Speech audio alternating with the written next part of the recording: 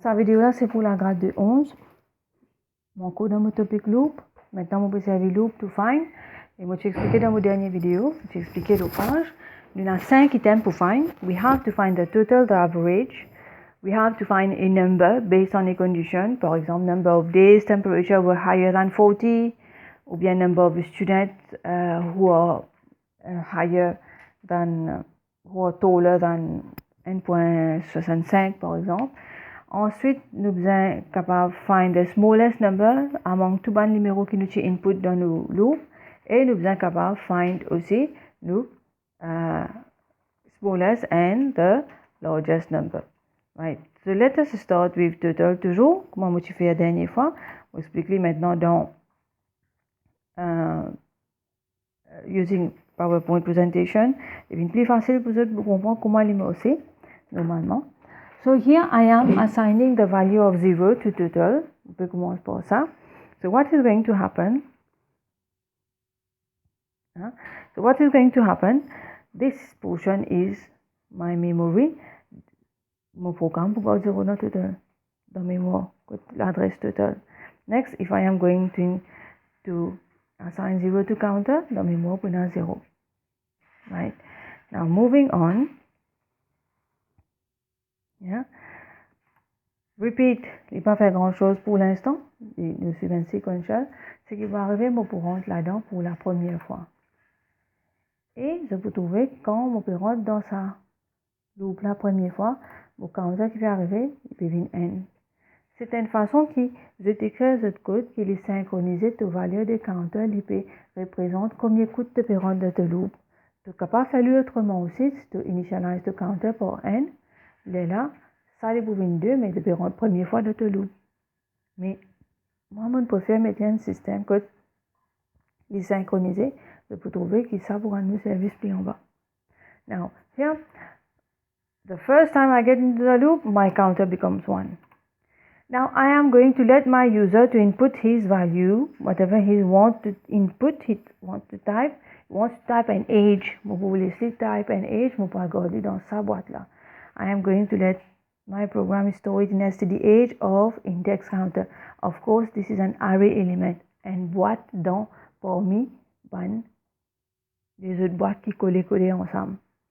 Maintenant, laquelle dans les 3 boîtes là, ça, c'est mon valeur de counter qui peut déterminer laquelle index. Alors, si je prends mon counter, ce valeur, je place ici, je retrouve avec std 1. So, it is going to be this box. Alors, je dis que mon user type the number 14 as an age. So, the user input, il peut là-dedans. Comme on peut dire, mon user type un numéro, on peut retenir qui un programme quand il rentre dans run mode, simplement dans l'écran noir. Even dans run mode, c'est un mode que tu peux permettre à l'utilisateur de servir le programme. Alors, c'est une autre personne que toi tu n'écris pas d'instruction, autre personne il peut lire un input and out, il peut lire un output, il peut gagner une information, il peut faire sur un input. Alors, mon user, il fait un input, il met 14 là-dedans. Now, next instruction, my program will go to the third instruction inside the loop. Total assign total plus. Ce qui ça veut dire ça, ça veut dire une incrémentation, une forme d'incrémentation. Pareil comme ça, c'est une incrémentation par n. Ça n'a pas une incrémentation par la valeur de l'âge que mon user peut mettre. Ça veut dire si je mets 14, mon total pour monter par 14. Si je mets 20, mon total pour monter par 20. So how is it going to happen? Il peut fetch la valeur de 0 et la valeur de 14. C'est fait parce que std age of counter, c'est in fact std age 1 because this is 1.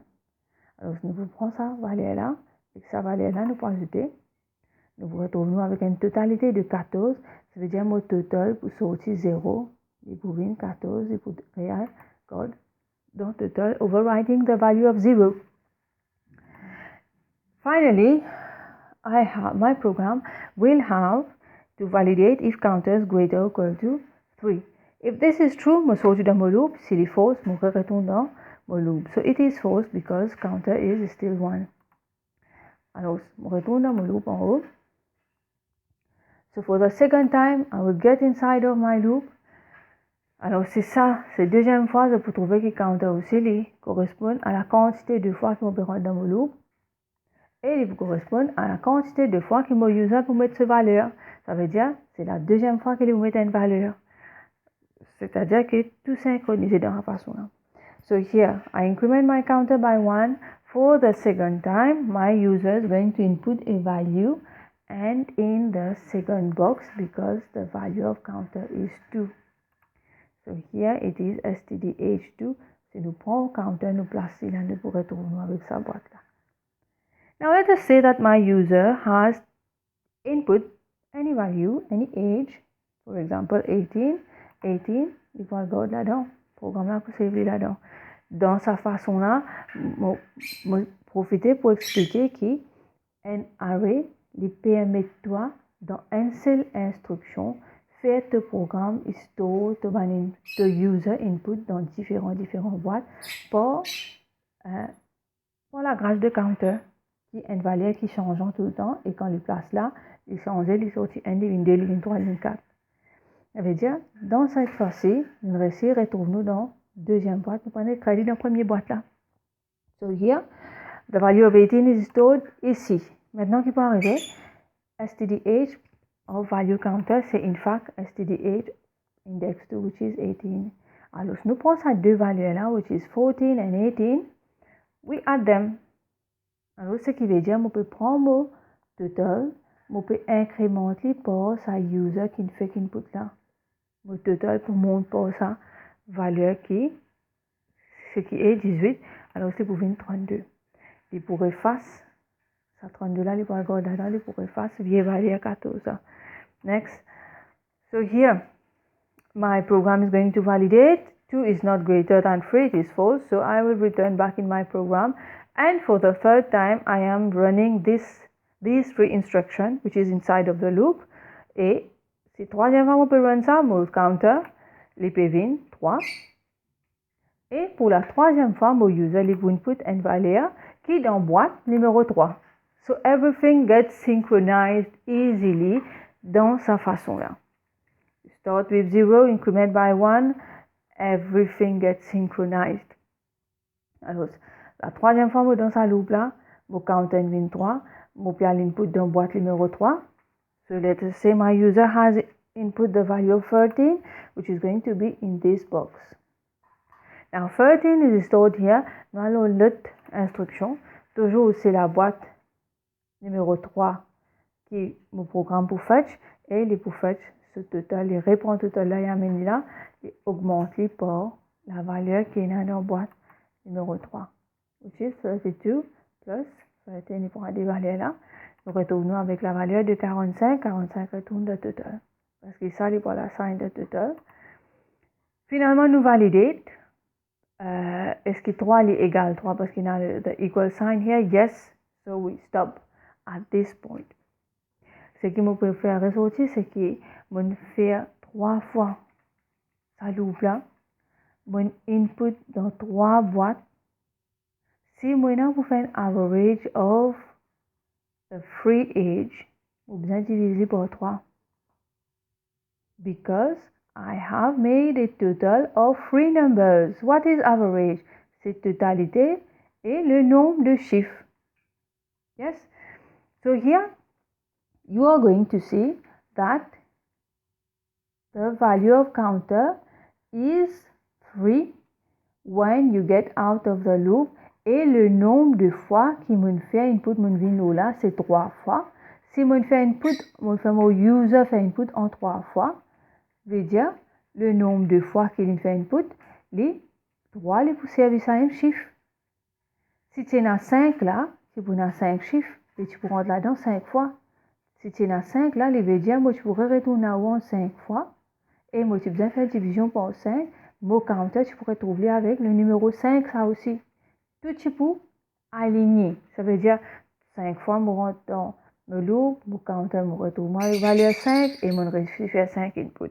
Dans ce cas-là, 3 fois, je rentre dans le loop, je counter à la fin une valeur de 3 et c'est 3 inputs qui vont faire.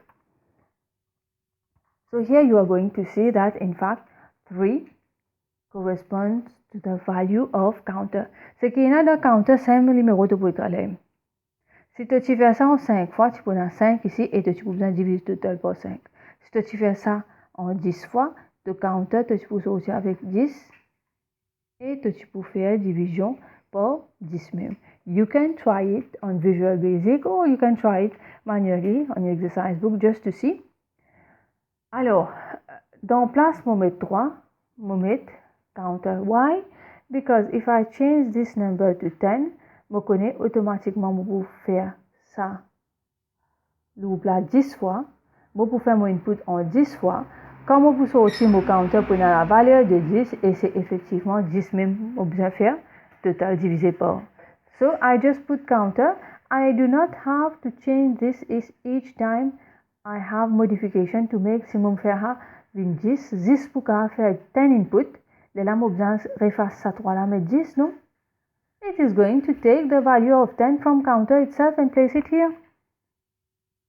Si vous avez des difficultés, pas de comprendre cette partie-là, leave a message in the comment section, please. À part qu'ils ont supposé mettre de présence, vous êtes capable de quitter un message, ne comprend pas, ne comprend, tel l'hôtel, les temps, vous ne comprendre. So here, let us move on to my while loop. We neglect the total in the memory and the array, parce que même explication va pour faire en 2 fois. So here it is comparing counter. Si les moins qui 3, les là me rentrent dans le loop là, sinon ne pas rentrer. So this is true. 0 is less than 3 because the value of counter is 0. Alors, si je rentre dans mon loop première fois, mon counter vient n. Mon input enlarge, disons mon input 14. Je vais dans la boîte numéro 1. Nous use this. Comme c'est dirait, c'est ça. And I am going to increment my total using 0 and 14, which is going to be 14 inside of box total. Alors, deuxième fois, je rentre dans mon loop. Deuxième fois, mon counter vient numéro 2. C'est pour ça que je focus this low, sa mémoire là, et non pas total avec stdh, which is these two instructions. On focus this low là. Parce que pour total avec input age, je viens de finir comprendre by the time je fais un repeat until loop là. Deuxième fois, je dans mon loop, mon counter vient 2. Mon input and age in box number 2.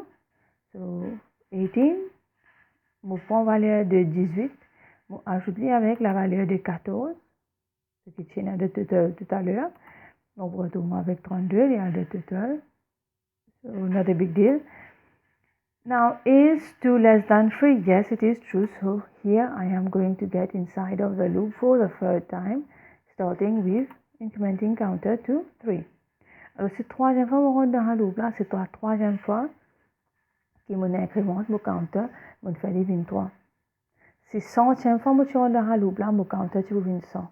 Si centième fois que je rentre dans la loop là, tu peux mettre centième age, centième élève sur l'âge.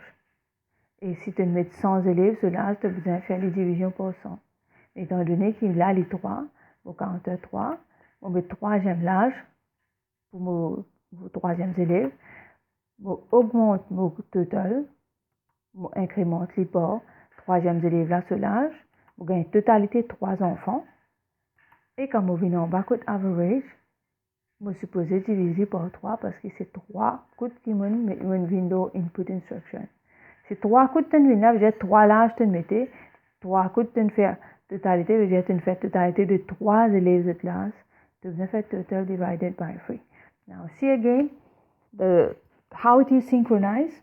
3 fois tu viens là, tu rentres dans le loop, tu counter. Il vient une même quantité, il représente le nombre de fois que tu rentres dans le loop. Et il représente combien d'élèves sur l'âge de mettez. Et il représente la totalité des combien d'élèves de l'âge. Ce qui fait que 3 élèves de l'âge, nous avons total divided by 3. I am going to use the value of counter instead of hard coding 3. So here, you can see that it is the same. So I will use counter instead. Right. Maintenant pour total, il y a un little bit of an issue. If you are starting, of course, you are using pseudocode, so it is worth starting with 1, parce que tous nos index les commencent par numéro 1 dans pseudocode. It is not zero indexing. Alors, dans for loop, normalement, nous servit n pour assign dans index quand nous l'avons pseudocode. Si nous l'avons Visual Basic, nous commence par 0. Now, only for pseudocode for loop, there's a little thing to consider. Alors, je prends n, je mets dans I, leaving n ici. I am getting in the loop for the first time. Il est synchronisé, il est bien bon. Ça veut dire que je parle dans stdbox 1, ce qui c'est déjà simple. User met 14, disons, ou whatever. Je prends totalité, which is 0 from the start. M'ajoute avec 14 là, il y a regarde the total. And I am going to increment I by 1. So I will become 2. And for the second time, I am getting inside of the loop because I is not greater than 3. Alors, si on pourrait le finir incrémenter, les comparer, it is not greater, so I will get inside of the loop pour la deuxième fois. Étant donné que je vais rendre le loop la deuxième fois, I, les mêmes valeurs avec le nombre de fois que je viens là-dedans, je vais aller dans la boîte numéro 2, parce que la deuxième fois, tu as besoin d'aller dans la boîte numéro 2 de go to that. So, it has input 18, disons, incrementing the total by the value found inside of the second box. Okay. So, si la difficulté vous comprenez ça, just get back to repeat until it is exactly the same thing, except taking in some index variable with I. Next, increment I to 3. Ensuite, comparer. Is 3 greater than 3? No. 3 is not greater than 3. 3 is equal to 3. Ça veut dire que je retourne dans mon loop quand I est 3. Ce qui veut dire the index 1 and the index 3, they are inclusive.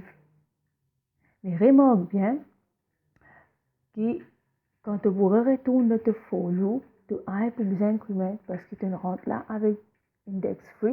Alors, nous get bien comment il m'a aussi. The value of I is going to be placed here. Nous allons dans la troisième boîte. The total is incremented by the value 13, which is found in the third box. Now we're going to increment it. Okay. Then we go back to the 4. I is equal to 1 to 3. We suppose increment I by 1, making I become 4. You get cette différence-là entre I et to counter that to while loop et to repeat until loop n'est pas pareil.